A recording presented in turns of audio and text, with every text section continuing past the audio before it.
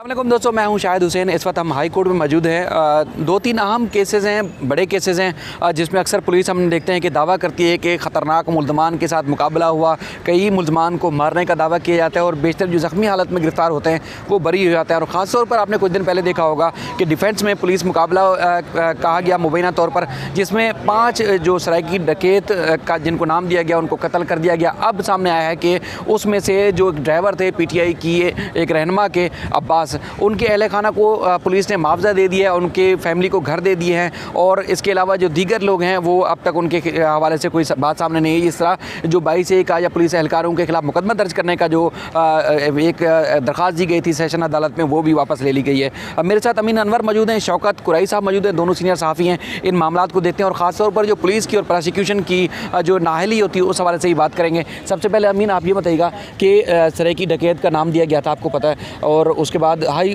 Profile ये मामला देखा गया और ख़ास तौर पर जो सराइकी सहाफ़ी हैं उन्होंने भी इस बात को उन्होंने बात की कि ये नाजायज़ हुआ है। और क्योंकि पुलिस जो दावा कर रही थी या जिस तरह उनका क्रिमिनल रिकॉर्ड पेश कर रही थी वो वाज़े तौर पर सामने नहीं कर सकी। अब क्या किसी का अगर कोई बड़ा होगा पीछे, जैसे कि PTI की MP थी, तो क्या उसके साथ सेटलमेंट कर लेंगे? और इस तरह दर्जनों केसेस आते हैं जो लावारिस मारे जाते हैं, क्या उनके हवाले से कोई बात नहीं होगी? क्या देखा इस केस में खास तौर पर? जी बिल्कुल, शायद अब जुर्म करने वाले का ताल्लुक जो है वो किसी भी कम्युनिटी या ज़बान से ताल्लुक़ रखने वाले के साथ हो सकता है, लेकिन अगर कोई बंदा जो इस किस्म की क्रिमिनल एक्टिविटीज़ में मुलव्वस है, अगर उसकी ज़ुबान जो है वो महज सराय की ज़ुबान है, तो इसीलिए उनको जो है वो तमाम लोगों के कम्युनिटी को जो है वो ब्लेम करने के लिए उन्हें नाम दे दिया जाए कि सराय की गैंग से उनका ताल्लुक़ था। लेकिन पुलिस जो है इस केस की जैसे जैसे तफसीलात सामने आती गई, उसी तरह पुलिस का जो दिफा था, पहले उनका दावा था कि 5 जो हैं वो डकैत हमने मारे हैं, और जिसके बाद लैला परवीन जो उस घर की मालकन थी जिसका ड्राइवर था अब्बास, जो इस मुकाबले में मारा गया था, जब उन्होंने इस तमाम मामले को जो है वो रेज़ किया, उठाया, मीडिया पे बात आई, तो पुलिस जो है हमें बैक फुट पर जाते हुए दिखाई दी। और जब उन्होंने बाकायदा अदालत से रजू किया, महज जब एक 22A की दरख्वास्त, मुकदमा दर्ज करने की दरख्वास्त दायर की, तो पुलिस में जो है वो ज़ाहिर सी बात है खलबली मची। अब देखना यह है कि उन चारों में से जो एक ड्राइवर था अब्बास, उसके जो लवाहिकीन है उन्हें तो कुछ ना कुछ मिल गया है। ताहम इसका यही मतलब है कि पुलिस जो है वो, पुलिस का ये मुकाबला है, पूरा मुकाबला जो है वो डाउटफुल है।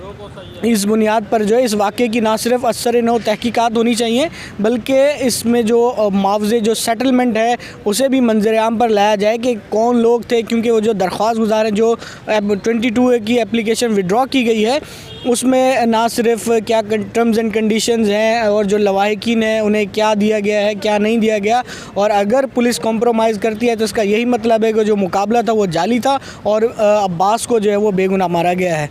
इस तरह अब्बास के साथ 4-5 और भी मारे गए हैं। कहा जा रहा है कि तकरीबन 80-80 गज़ के 20-20 लाख रुपए की मालियत के 2 मकानात अब्बास की जो है 2 बीवियाँ थी उनको दिए गए हैं पुलिस की तरफ से, और भी पैसे दिए गए हैं। इसी से मिलती जुलती एक और बात करूँगा मैं शौकत कुरैशी साहब से, क्योंकि पिछले तकरीबन अक्टूबर, नवंबर और दिसंबर में 140 अपीलें जो है जस्टिस नज़र अकबर साहब ने निपटाई हैं, और उसमें सारे केसेस जो थे वो सज़ाओं वाले थे, जिसमें ट्रायल कोर्ट से मुल्ज़मान को सज़ा हुई थी। लेकिन यहाँ आके प्रोसिक्यूशन शवाहिद पेश करने में नाकाम हुई। 140 केसेस में तकरीबन 300 से ज़ायद जो मुल्ज़मान जिनके ऊपर संगीन नोयत के इल्ज़ाम थे वो अदालत से बरी हो चुके हैं, उनको रिहा करने का हुक्म दिया गया है। शौकत कुरैशी साहब, ये बड़ी फिगर है कि 140 केसेस में अदालत ने उनको छोड़ दिया महज इस वजह से कि पुलिस की नाक़िस तफ्तीश थी।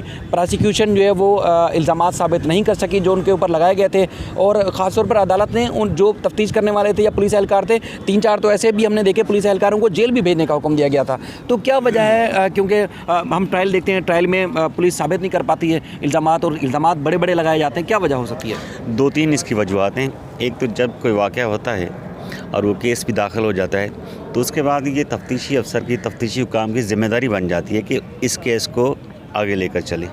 जब रिमांड ख़त्म हो जाएगा किसी मुल्ज़म का, तो उसके बाद 14 रोज़ होते हैं अदालत में चालान जमा करने के लिए। अगर 14 रोज़ में नहीं भी हुआ, तफ्तीश मुकम्मल नहीं भी हुई, चालान पेश नहीं कर सके, तो उन्हें थोड़ा सा वक्त मिल जाता है। लेकिन बिलाखिर उसको ये तफ्तीश कंक्लूड करके जमा करानी होती है, रिपोर्ट देनी होती है, चालान पेश करना होता है।